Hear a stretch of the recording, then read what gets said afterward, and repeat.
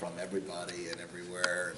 You'll see very often, you could turn on plenty of games and say, wait, didn't they just run this, or didn't Michigan just run this, or didn't Seattle just run that, or whoever it might be. It's just constantly, you're always looking and watching film, and when good ideas or things that look like we could use, you'll always try to use them.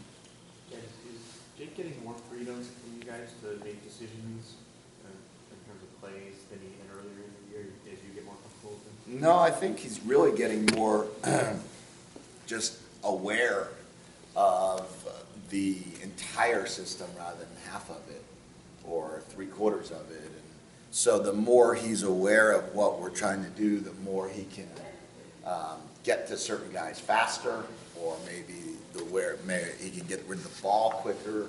He can hold the ball longer, knowing that maybe something's picked up, where maybe early on in the season he might have thought that, might in the protection scheme might not have known it was picked up, so maybe he checked it down quick.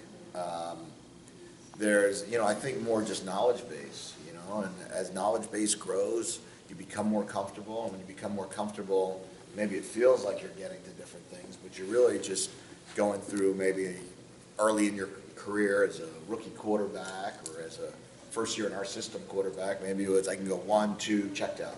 Now maybe it feels good enough to go 1, 2, 3, check down, or 1, 2, 3, 4, check down. And I think you see that in the NFL with rookies to their second year. I think you see it with guys throughout the season. I think Jim credited you with the screen game. Can you talk about how that's come along and how pleased you are with it? It's everybody gets credit for that. It's really the whole screen game. I believe that you can get a lot of yards in the screen game, and if everybody is on the same page with it, and we can get different ways to do it, different formations, different guys catching screens.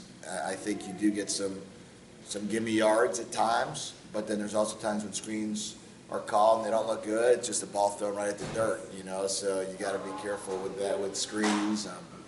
But no, I know he said that, but it's everybody has everything to do with our screen game. It's just one of those deals that we ran a lot of them at different places where I've been, and have really enjoyed the different aspects of it. You can be real creative in a screen game, which it's not always just straight drop back deal.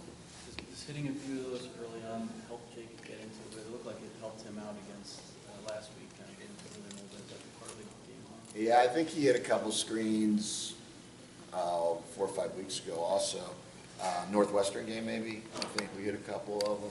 Maryland game is when we hit a couple of them too.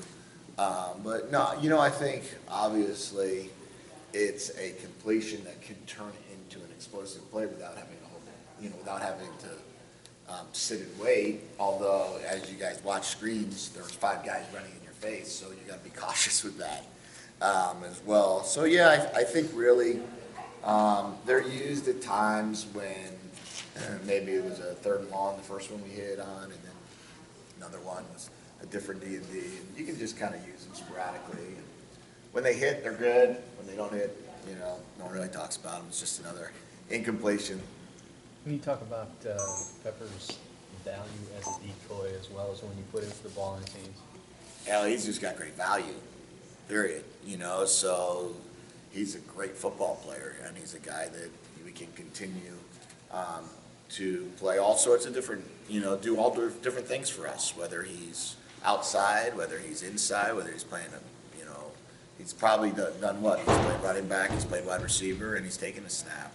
So, he is great value there for us, and he's just a very good another good football player, a skilled guy that can go out there and, that you can run your offense with.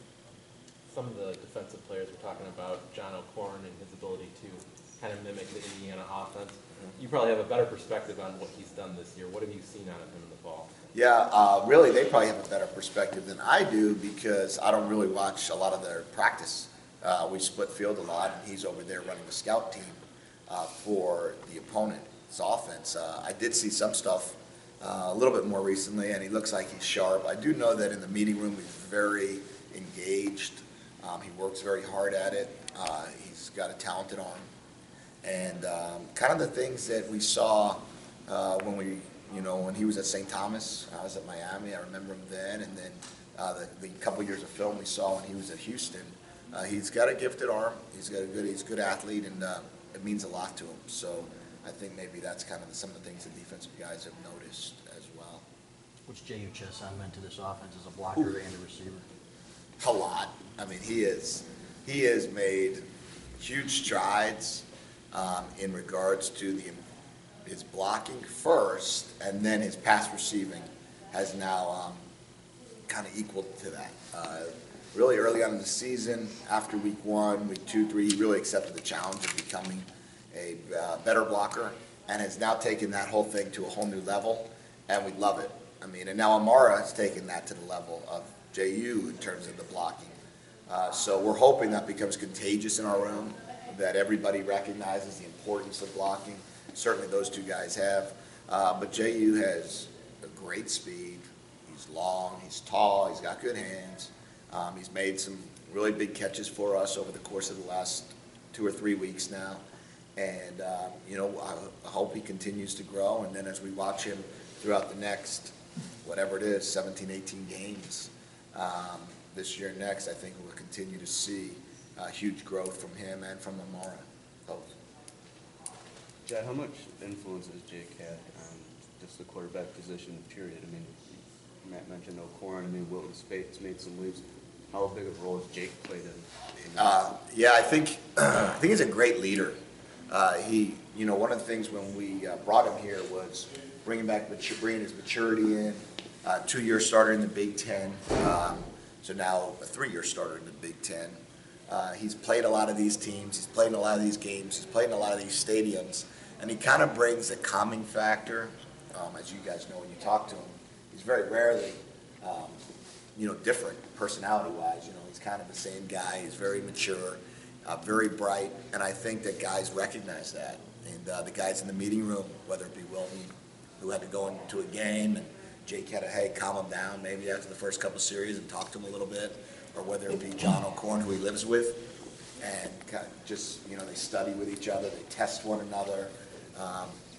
You can't play this game if you only look at it in the confines of these walls. So it's an opportunity for them to go out and John's growth occur because of the fact that he's constantly testing Jake. It's like teacher-student type deal. And, he's learning from it, and they're continuing to switch responsibilities there. And I think all the room recognizes his stability and also his confidence. What kind of questions? Maybe look at Jake as, I don't want to say like an elder, but his experience. Do they look at him? They look at him like an elder. Okay. They laugh. We laugh about it, because Jake's he handled himself above his years. He's you definitely get confused of a 33-year-old and a 23-year-old with him. They all like to kid him, maybe a 53-year-old and a 23-year-old. But he just does things right, I mean, academically he does things right. Guy wants to go to med school. He studies, he's prepared, he takes great notes. And I really believe that all of those guys get to see that. It benefits you, it totally benefits you. It's like when, Andrew Luck became a rookie and Matt Hasselbeck was the backup. I mean, you got a guy that's a 16-year NFL veteran as your backup, And when Blake Bortles was drafted, Chad Henne is in his 8th year or whatever it might have been. You learn from guys that have experience, and I think that's one of the things that's occurred. Any examples of him acting like a 33-year-old, 53-year-old that stand out to you? No, we always just mess around because he comes into the room and he just does everything right. He doesn't come in joking. He doesn't come in, he's not a storyteller. He just comes in and he's just like very professional in everything he does. And, they're a bunch of college kids, and he's very professional in the way he handles himself, and all the credit to him for that.